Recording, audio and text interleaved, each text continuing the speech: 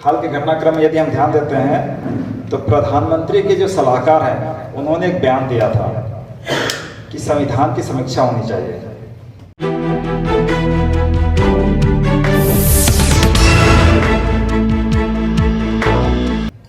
हम लोग जो इतने दिनों से हम लोग बोलते रहते हैं ना अपने सारे कार्यक्रम में, देश भर में घूम घूम कर कि संविधान हमारा सुरक्षा कवच है, हमारा सारा अधिकार संविधान में निहित है।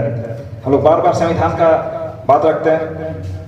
तब हमारे दुश्मनों का एहसास होने लगा कि ये लोग बार बार संविधान की बात करते हैं, चलो हम लोग संविधान को ही खत्म करते हैं। इसके बारे में वो लोग बार बार नॉक करते हैं, बीच बीच में हमारे बीच एक इस तरह का बात रखते हैं कि देखते हैं कि एक पत्थर डाल फेंक के देखते हैं क्या रिएक्शन होता है इनके तरफ से। इसी तरह का काम उन्होंने किया था इस पूर्व में संविधान जला करके। पूरे देश में मात्र एक बामसेफ ही ऐसा संगठन था जो कि सारे देश में 10,000 से ज़्यादा एफआईआर कराया गया था हमारे संगठन की ओर से, 10,000 से ज़्यादा। किसी ने और कोई विरोध नहीं किया, ना कोई मंत्री, ना सांसद, ना कोई और संगठन उस तरह से खुलकर इस मामले में अपना विरोध प्रदर्शन किया था। हमारा दुश्मन भी देखता है कि हमारी ताकत क्या है, कौन सबसे ज़्यादा संगठित होकर लड़ रहा, यह देखता है। तो आज की तारीख में सबसे ज़्यादा संगठित, व्यवस्थित रणनीति के साथ नेतृत्व कौन है? मेश्राम साहब जैसा आज की तारीख में दूसरा कोई नेतृत्व करता नहीं है भारत के मूल निवासियों का। यह बात सभी लोगों का एहसास, इस बात का एहसास नहीं है। दुश्मन जिस तरह का रणनीति बनाता है उसका काट किस तरह से होगा। हमारे कार्यक्रम को रोकने के लिए लॉकडाउन लगाया गया। मेश्राम साहब ने ऑनलाइन राष्ट्रीय अधिवेशन कर दिया और दुश्मन के प्लान को धराशायी किया। समय के अनुसार तुरंत रणनीति बनाते हैं। एनआरसी लागू किया दुश्मन ने।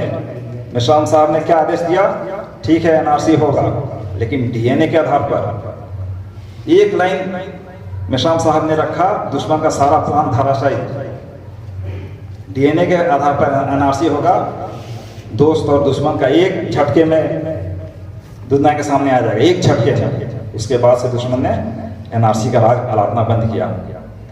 पूरे देश में एनआरसी खिलाफ में भारत बंद करने वाला कौन? बामसेफ। नेतृत्व करता कौन? मेश्राम साहब। 65 साल की उम्र में सारे देश में हर जिले में दौरा करने वाला कौन? इतनी सीनियर सिटीजन की उम्र में मेश्राम साहब, टेकवाल साहब। ये बातें हम लोग को जानना है। हम लोगों को मोटिवेट करने के लिए हमारे जो शीर्ष नेतृत्व करता है वो लोग आते हैं बार बार हमें मोटिवेट करने के लिए। तो जो फ्रंट लाइन के हमारे जो कार्यकर्ता है हमको और कितना मोटिवेशन चाहिए, कितना समय चाहिए? दुश्मन अपना टारगेट फिक्स रखा हुआ है 2025। आरएसएस का 2025 में 100 साल पूरे हो रहे हैं। टारगेट रखकर काम कर रहा है कि 2025 में हम लोगों को संविधान बदलना है। बार बार इसके लिए काम कर रहा है।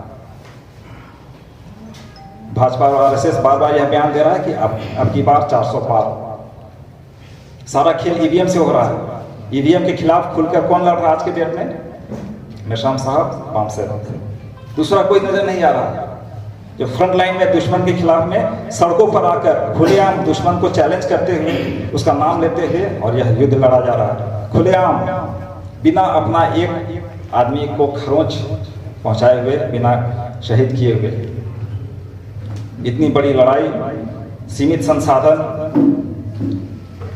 और सिर्फ ह्यूमन रिसोर्स के बदौलत ये लड़ाई लड़ी जा रही है। यह बात हम लोगों को समझना होगा। लड़ाई जितनी लंबी खींचेगी समस्या उतनी ज़्यादा पैदा होगी और मुश्किलें उतनी ज़्यादा आएगी।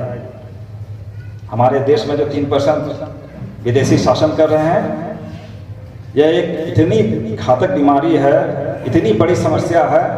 इसका दूसरा उदाहरण हम लोग देख सकते हैं इजराइल और फिलिस्तीन में। एक ही नस्ल है दोनों। इजराइल को शरण दिया फिलिस्तीन में इतिहास में, आज उसी को चढ़कर मार रहा है। उसी के घर में समेट दिया है 40 किलोमीटर के क्षेत्र में फिलिस्तीन को, जो उसके एक परमिशन के बिना वहाँ कुछ पत्ता नहीं हिल सकता। पूरा वहाँ सील कर दिया है। बाहर से खाना, पानी, दवाई सब बंद है। कोई खबर वहाँ का बाहर नहीं जाएगा। भूखे मर रहे हैं वहाँ के लोग, भूखे। वीडियो में जाकर देखिएगा वहाँ की क्या स्थिति है। कोई न्यूज़ बाहर भी नहीं आने दे रहा है। वही नस्ल है, एक ही नस्ल है, ब्राह्मण और वहाँ का इसराइल का यहूदी। इसलिए यहाँ का प्रधानमंत्री और गृह मंत्री आता है तो बोला जाता है कि पिछड़े भाई मिल गए हैं।